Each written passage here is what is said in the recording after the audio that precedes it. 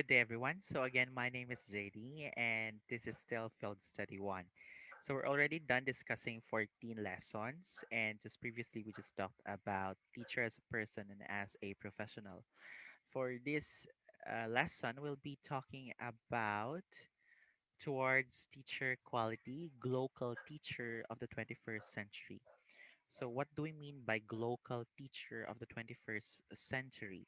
Global stands for global and local. So, you want a teacher that is globally competitive and locally grounded. Okay. So, before we proceed, allow me to give you an overview on the globalization. So, in the 21st century, we are no longer promoting we are no longer promoting a we are not promoting we're no longer promoting an education that is focused only on our culture but also in a global perspective. So there are impacts of globalization. Number one is economic impact, political impact, and social cultural impact. All of these has influenced education that resulted to major paradigm shifts. Now, I'm going to discuss to you an overview of these major paradigm shifts in education. Number one is that learner-centered and learning-oriented curriculum. This is when, again, learning, in teaching and learning, teachers are no longer the center of education, but the learners are now the centers of education. And then we also want a contextualized learning. Although we recognize international or global knowledge, we also want to contextualize these learnings on our locality. Holistic and integrated approach to education. We want holistic learners, those learners who have developed the 21st century skills, and lifelong education for all. One must recognize and must consider that education is not only confined in the four corners of the classroom, but is lifelong. Now, characteristics of 21st century education, of education for the 21st century. Number one is sustainability. The 21st century education now promotes an education for the future. We want to preserve the knowledge that we have now for future uses. But then again, there are knowledge that has to be updated and is actually obsolete on our current situation. So it has to be updated and it has to be progressive to support the future of education. And of course, we promote sustainability. Right now, also one of the things that we use is online assessments in terms of environment. In the United Nations on sustainability, it talks about uh, preserving what we have right now for the future generation. So now we use paperless transactions, paperless assessments as well. Next is equity, democratization of access and inclusive education.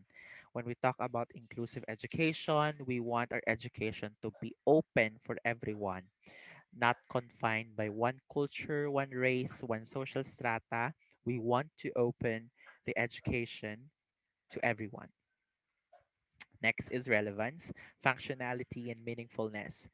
One's education and one's learning has to be meaningful. That's why education has to be contextualized, because if if the content or the education is contextualized, the learners will find relevance, functionality, and meaningfulness. Functionality means utilization. This knowledge is something that they can use. Meaningfulness, they can find the value of the learning. And the next is quality, promoting excellence and effectiveness of learning.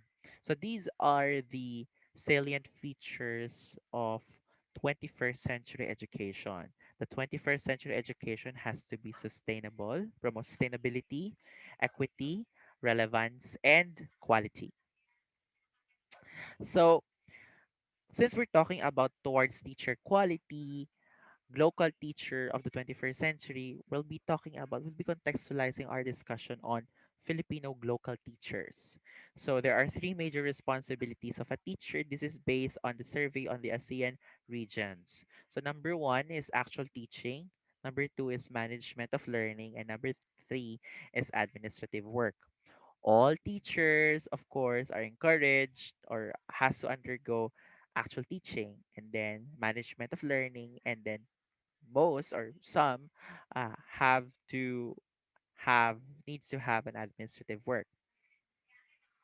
So towards quality local teacher in the 21st century education skills that should be attributed by quality teachers. Number one is that quality local teacher is globally woke or aware on what is happening on the global scale. Number two is they are financially, economically, and entrepreneurially literate. And number three is that civic and health literacy is very important. Civic in a way about politics, about governance, health about the state. Example, as teachers, we should be a little bit aware on sharing on what's the current status of the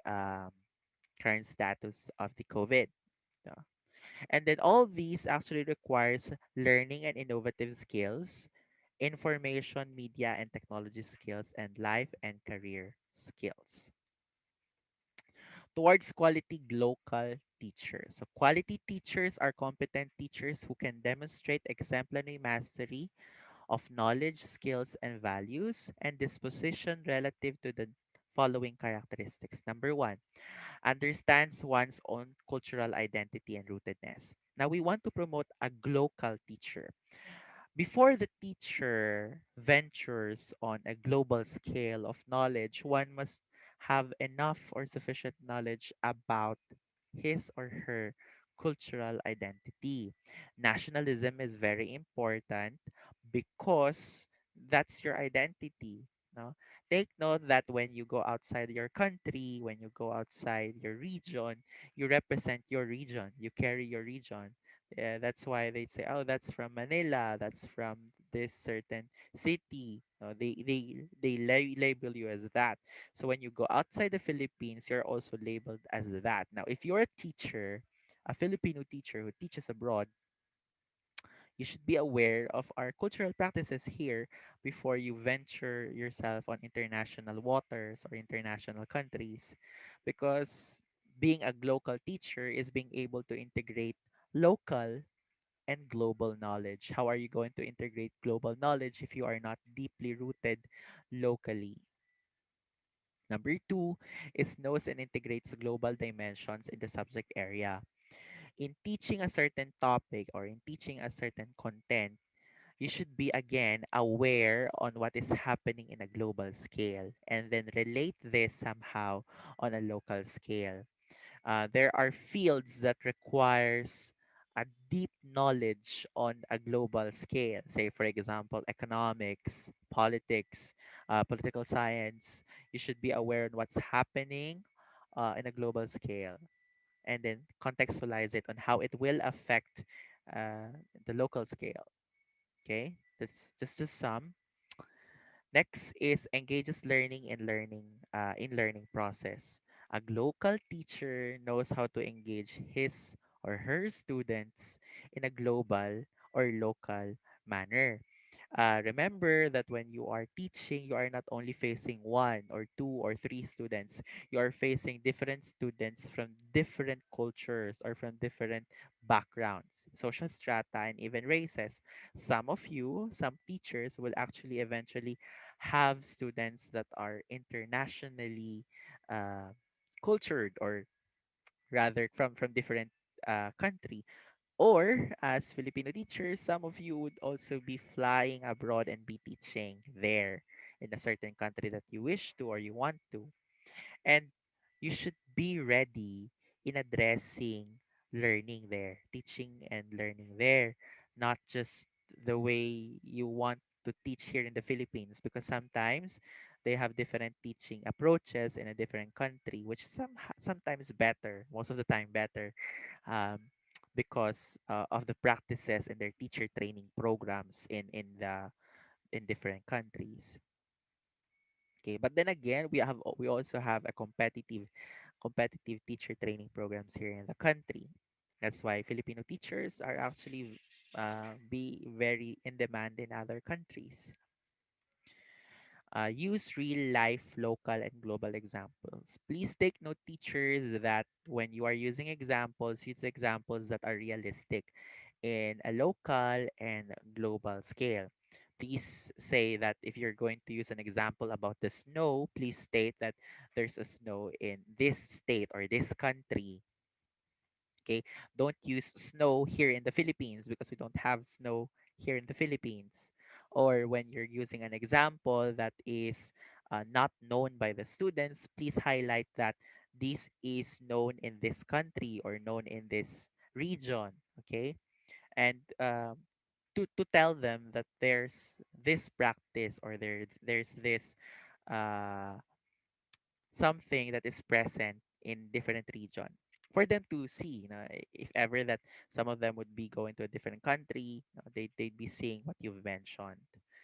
Okay, baka mamaya nag-discuss ka ng something na pagpunta nila doon wala naman, so you should be discussing realistic examples.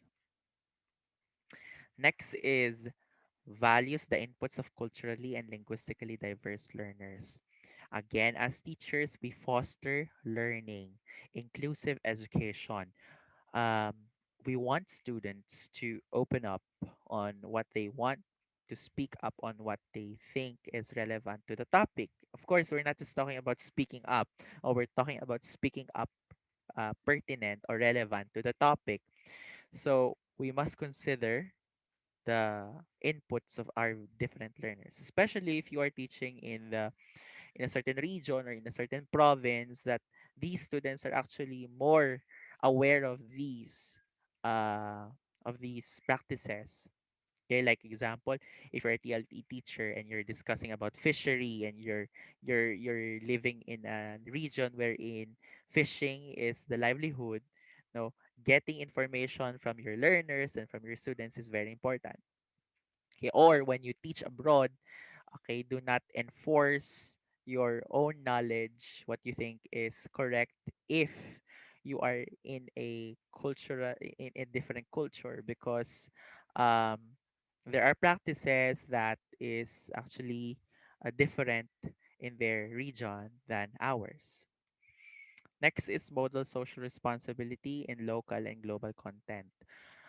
Teachers internationally, globally, are of course seen as ideal persona. So we must always embody uh, social responsibilities in a global and local context. Encourages learners to find appropriate actions to improve local and global condition.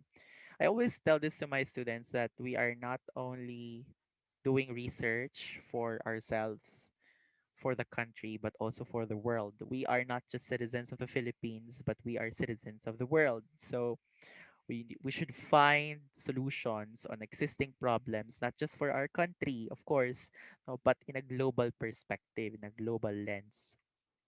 And then create a learning environment that encourages creativity and innovation. As teachers in the 21st century, we must thrive our best to cultivate our learners to find their best in creativity and innovation. Sometimes their questions, they ask questions that you think that is um, not important, but actually it could be a root of innovation and creativity. So these are just some of the quality of a good local teacher. Again, being a local teacher is not, there's no perfect teacher. There is only an appropriate teacher in certain area. Might be the best teacher in the 18th or 19th century, might not be the best teacher in the 21st century. So local teacher is the ideal teacher that we need in the 21st century, because a local teacher is aware of what is happening internationally, aware on an international scale and on a local scale as well. Now, there's also a local classroom and a local learner. So, what are the common characteristics of a local classroom? Number one is flexible of furniture and spaces. Now we use different structures of classroom. We use different arrangements of classrooms. Number two is collaborative learning. Again, in the 21st century, we are no longer promoting competition. We are promoting collaborative and cooperative learning between our learners. That's why we always give a lot of group activities, brainstorming, sizzle sessions, because we want our learners to know how to communicate and collaborate with their fellow learners. Facilitation of movement. Mobility is very important, not just in a physical mobility, but of course in a cognitive and affective mobility. Fosters creativity. Again, we must not limit our students' creativity. Um, but then again, there are still existing confines that has to be careful because we follow certain standards. Okay. Of course, you want to promote creativity, but then again, we are confined with an existing structure. So yeah, it's up to you as a teacher on how you will address that and utilizes technology. Again, these are just some. These are not only limited to what I'm discussing, and utilizes technology. One of the lessons that we discuss in field study is ICT. So ICT is very important to us teachers. So utilizes technology. A local classroom utilizes technology. Uh, of course, allows us to transform education. Again, um, ICT allowed education to survive amidst this pandemic. Now, those are the several characteristics of a global classroom. Now, what are the characteristics of a global learner? Number one is organized and orderly. One must know how to organize and to act orderly with someone who has the same culture, with a interculturally or multiculturally. Number two is focused and attentive. We want learners that aims to be focused and attentive on our discussion. Number three is interactive and collaborative. We are no longer promoting a passive education. We are promoting an interactive education wherein the learners would also respond on what they really learned and how they really learned, and of course collaborate with their fellow students. And then of course, local learners should learn and use technology. So these are the characteristics of a local learner. That is parallel, of course, to the local classroom. Okay, but then again, the drivers of glocalization is the local teachers. So, as teachers, Filipino teachers, we have to promote um, a Filipino teacher, or whether in whatever country you are, you have to know your culture, to know your roots, and then expand it in a global scale because we are not only citizen of our country, but we are citizen of the world. And in the 21st century, there are a lot of fields that is open, like peace education, gender education. These are education that fosters equity, equality, sustainability, and relevance. That are the characteristics of the 21st century. So that's the last of the lesson 15, that we want to have equality teachers. Again, we are not just talking about teachers that are cognitively able, but teachers that are effectively able as well in terms of a global and a local lens. We do not want to confine ourselves, isolate ourselves from the rising um, education in an international scale. But we also have to cooperate. We can actually learn a lot from each other. We can actually learn a lot from different countries, and if you're going to visit curriculum comparative curriculum in different countries, they actually you can actually see how good their curriculum are in their country. But if you put it in the context of our country, it's not effective because it still boils down on the on the size of the country, on the structure of governance, on the um, topography of the country also influences, and of course the culture of the country, which also influences the education. So a perfect a good education in different country in a good structure, if applied in a certain country, might not be as effective as you see. So again, there's no perfect teacher. There's no perfect teacher, only appropriate ones. And in the 21st century education, local teachers are the appropriate teachers of our time. So that would be all. Should you have any questions, please feel free to comment at the comment section or email me. Thank you very much.